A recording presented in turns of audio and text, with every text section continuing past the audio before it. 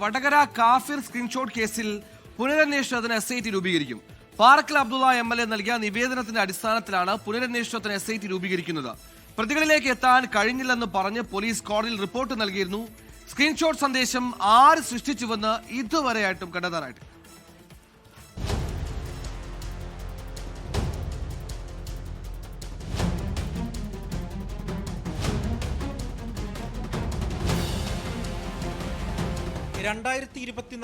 ലോക്സഭാ തെരഞ്ഞെടുപ്പിന്റെ തലേദിവസം വടകരയിലെ LDF സ്ഥാനാർത്ഥി KK ശൈലജയ്ക്കെതിരെ കാഫിർ സ്ക്രീൻഷോട്ട് പ്രചരിപ്പിച്ചതാണ് വിവാദത്തിന് തുടക്കം.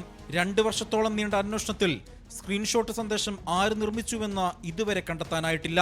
പാറക്കൽ അബ്ദുള്ള MLA ആഭ്യന്തരമന്ത്രി രമേശ് ചെന്നിത്തലയ്ക്ക് നൽകിയ പരാതിയുടെ അടിസ്ഥാനത്തിലാണ് പുനരന്വേഷണത്തിനുള്ള നീക്കം. ഫോറൻസിക് റിപ്പോർട്ടും ഇതുവരെ പുറത്തു വന്നിട്ടില്ല. CPIM ആണ് സ്ക്രീൻഷോട്ടിന് പിന്നിലെന്നാണ് UDFന്റെ ആരോപണം.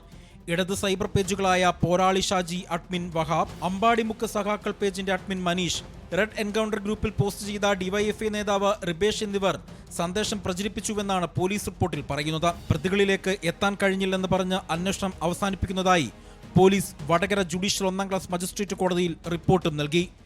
UDF സർക്കാർ SIT രൂപീകരിച്ച് അന്വേഷണത്തിന് ഉത്തരവിടുമ്പോൾ CPIM കേന്ദ്രങ്ങൾ പ്രതിരോധത്തിലാകുമെന്നാണ് വിലയിരുത്തൽ. അജി കുഞ്ഞുമോൻ, 24 കോഴിക്കോട്.